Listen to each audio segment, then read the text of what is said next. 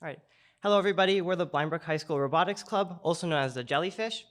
And so the goal of this presentation is to kind of show you what we do as a club and show you the different things that we do. So we're the Jellyfish. We participate in a tournament called the First Tech Challenge, which is a global competition. And we do a lot of different stuff, from competing in tournaments to more community outreach with the elementary school and the middle school. We're a really tight-knit community that ranges all the way from the elementary school to our alumni. So in this photo, last week we had an end-of-year party, and we had 8 of our alumni come back to visit. 4 of them are in the photo there. In the bottom right, you can see a photo of our junior jellies. And the top right, that's us at Utica at our regional tournament. So to kind of give you an overview of what we do in our tournament, we participate in the First Tech Challenge. And this was the 2022 year, which was a challenge called Ultimate Goal. And so our goal was to shoot these rings into those goals up there. So this was at home and in school, so that's why this video is from at home. And so this is a competition where we have to develop an autonomous code, as you can see in the GIF outlined in red right there. That's the robot moving completely on its own and shooting into the goal. And then we also have to fabricate the robot, we have to design it, and we have to code it. So we have to do all of that all within a certain time period. So this was during the 2021-2022 season, and this is our robot Kathy. We're in a competition called Fright Frenzy. What we had to do was get these little blocks and wiffle balls. We'd have to move them onto these tiers of platforms, and then thus scoring points for our team. And then eventually you'd want to, in those 3 stages of the game, you'd want to get as many points as you can. So for this year, our robot's name was Grace, and kind of going over the design process of the year is we initially start out in September, November, kind of blocking out and sketching out main ideas. For this game in particular, there's a lot of obstacles, so you want to minimize the space of the robot. So we had ideas where we're just trying to shrink the robot as possible, and then we kind of make physical designs of the robot just to make sure it works. And that kind of leads into our version 2, which kind of happens in December to January. Which this robot was the one that will be entered in the initial qualifiers here. And after we had the version 2, we take in all the feedback and we optimize it into our final version 3, which we use in April for regionals. So in the bottom 2 pictures is the computer-aided design that we made of our robot, which we use to make the final robot on the far right, bottom right. We also use a lot of the equipment provided by the Fab Lab. As you can see, that claw with the eye right there is made from 3D printed parts we used from the actual Fab Lab. And over here on the middle, it says 4654, that's wood, and we use the laser engraver. So we're very grateful for the space and the materials we use.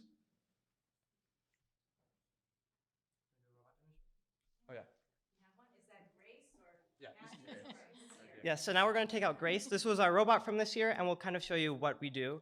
So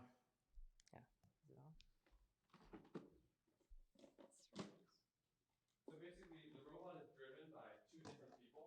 Can you hear him? Not really. Can you take the microphone? Just want people at home to hear you. So the robot's actually driven by 2 different people. One drives the wheels of the robot, and the other's in charge of moving up these slides and moving the arm and opening and closing. So it's really a coordinated effort between these 2 on making it actually work. So we're just connecting the robot up right now. Should have taken it out.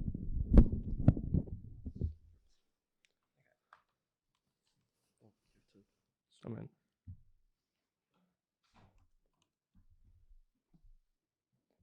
Little technical difficulties, of course. Yeah.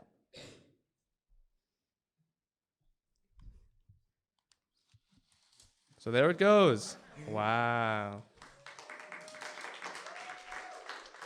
So here, we'll give you a little demonstration. What these wheels are actually called Mechnum wheels, and they're unlike the wheels you see in your car. As they actually move, you can move side to side instead of just related. So you have a lot of more degrees of freedom. Wow. Forget the frame. Forget the thing. Oh, yeah. So here we're going to pick up a cone. And what's special about our robot is that we have the ability to move the game piece from the side to side of our robot. So depending on where we need to place it, we can just move it around and then place it without having to actually turn the robot like this instead. So this gives us a leg of the competition. These slides here that we use are actually kind of like the slides you see in your own house when you open your drawer. The mechanism's the exact same there. Instead of having just one slide, we'll have 4 slides all connected together to allow us to go as high as possible. That's just a little brief overview of our robot. Yay!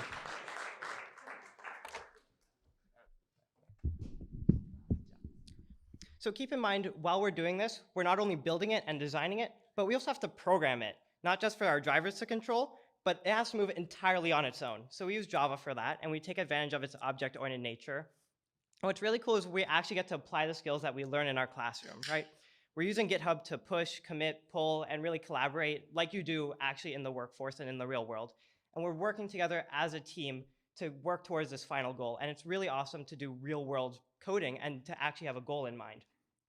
So again, we use this to do our autonomous, where it just moves by itself. It uses the cameras, OpenCV, and it's really awesome to actually apply the skills. So students benefit from learning various STEM concepts, and for example, we develop a strong grasp of linear algebra, trigonometry, and calculus to work with control systems. We utilize advanced computer vision with OpenCV for image processing, object detection, and color recognition. And moreover, we also learn about advanced control theory, which includes, but it is not limited to, PID controllers, Coleman filters, gain scheduling, and motion profiles. And so one of my favorite things about this club is there's something for everyone, right? So there might be one unit who might prefer to just do building. They might only want to design, only want to sketch. There might be one unit who might only want to do programming. So we have a programming unit, a building unit, and also an outreach unit, although those overlap, and we form one larger team. So everyone can specialize in something, but if you want to overlap in something else, you totally can. So I'm going to be talking a bit about the culmination of all these efforts through the tournaments and the awards we earn at these tournaments through our performance. So on the left, you can see the 4 tournaments we attended this season.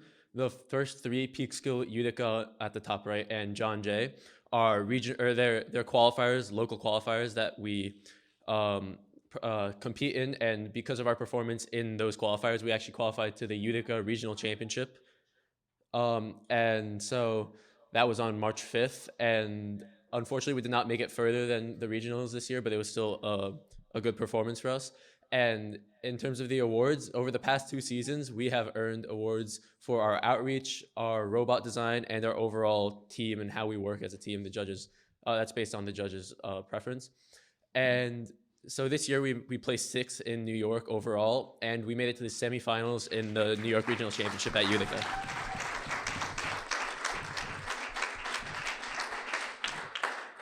So you've heard about build and programming, and now I'm going to talk about our third main pillar of the club, which is community outreach. So all those pictures that you see there are of our Junior Jellies program, which we'll talk more a bit in just a second. And we also host video game tournaments for middle schoolers and high schoolers, where we invite them all to come and to learn about our robotics team. And we show them a robot and how it works. And this way, the middle schoolers can see us as more than just scary high schoolers. They see us as people that they can talk to. And I can say that over half of us here first learned about the robotics team through these game tournaments. So you can even see me, Alex, and Joaquin over there in a very tough game of Super Smash Brothers. All right, so now I'm going to talk a little bit about the main portion of our outreach program, which is Junior Jellies. It's an elementary school after-school program, although we do have a branch that extends to the middle school. So Junior Jellies Robotics was our first elementary after-school program. We aimed it for 4th and 5th graders because we wanted to teach them basic STEM concepts. This was an 8-week program that we ran prior to the pandemic, and we modeled it after the first LEGO League. So these students were introduced to LEGO NXT, and they had to construct and program their own robot to fulfill a challenge that we would present them, similar to the way we are presented with a challenge in the first Tech Challenge. And this program no longer runs, but it was the inspiration for future Junior Jellies programs because we did receive a lot of positive feedback from the students. So now our 2 programs that have to do with coding, Junior Jellies Python and Java for those 2 different programming languages. So these 2 courses range from 5th to 8th graders, and they were both 8-week programs. And we held some of them over quarantine, over Zoom. And these were online coding lessons that we had a graduated curriculum, which means that someone who doesn't know how to code at all could still come, and we could still teach them the very basics. And someone who thinks that they're a pro could come and we could give them challenges. That way everyone can still learn. And this is really important because in the elementary school, we learned a bit of Scratch, which is a very basic programming language. And then in high school, you just jump straight into Java with CompSci. But there's kind of no in the middle with middle school. So we kind of just wanted to bridge that gap.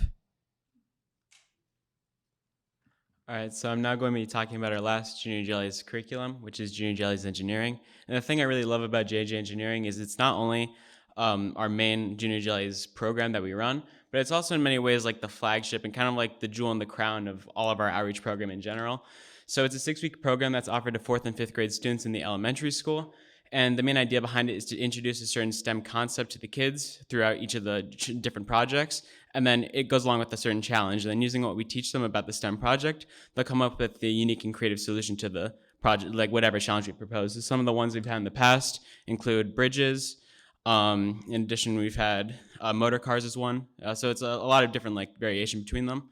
So the program ran for we've had 2 programs in this year. One of them was in the fall and one of them was in the spring.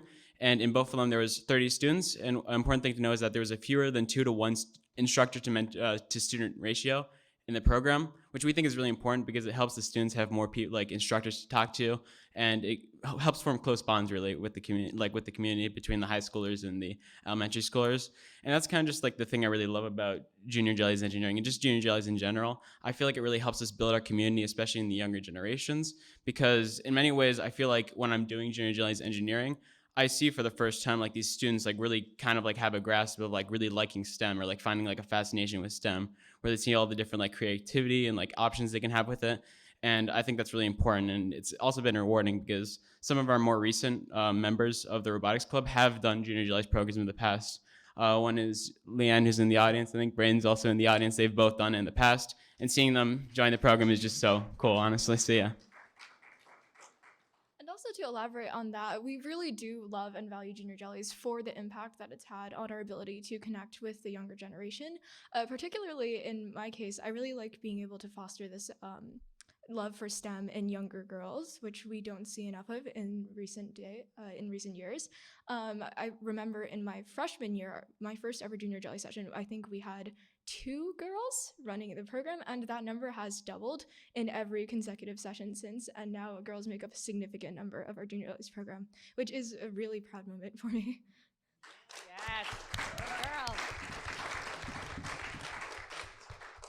And so finally, we wanted to thank all of our advisors over the years, Mr. Gilio, Mr. Lotes, and especially Dr. Kenyon this year. They really all go above and beyond for us, and it means the world to us. We also want to thank the administration, Dr. Churls, and Ms. Taylor for always letting us run Junior Jellies and always supporting us throughout the way. And especially, we want to thank our parents as well for driving us to Utica, all over New York, booking hotels, everything. And thank you for listening. Thank you so much for coming. I love, years ago when this program started, I remember it was in the little classroom in the middle school, right? And now, do you do most of your work in the Fab Lab? We pretty much exclusively work in the Fab Lab now, Okay. which is actually really nice because we have a lot of tools available. Some stuff like the wood shopping tools from Mr. Gilio's room, like the bandsaw, are unfortunately gone. So that's kind of annoying. Okay. But stuff like the laser cutter and like Okay. the 3D printer are really useful. And it's a much bigger space. So for Junior Jellies, where we have like 30 kids plus 15 instructors, it's really nice.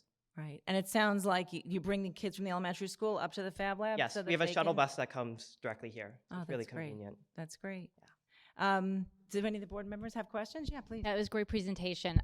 2 things. I think it was 4th and 5th grade program is very popular. I heard it got sold out the first time, and then the second time the kids are really trying to get in. I think that's great. Question, maybe I missed it. Are you restricted with materials that you can use to build the robot, or you kind of can use anything you want? Well, there's some materials that are like banned, like certain motors and types, but there's pretty much you're free to do whatever you want. If you like, we use 3D printed parts here. We use wood. We use metal. There's some companies that provide just like the raw materials there. Like a lot of that metal there, we just buy in bulk. So we just buy this metal channels and like other stuff, like the linear slides as well. We just buy like the slides, and then we could all mash it together into our ideas. Great. Sounds great.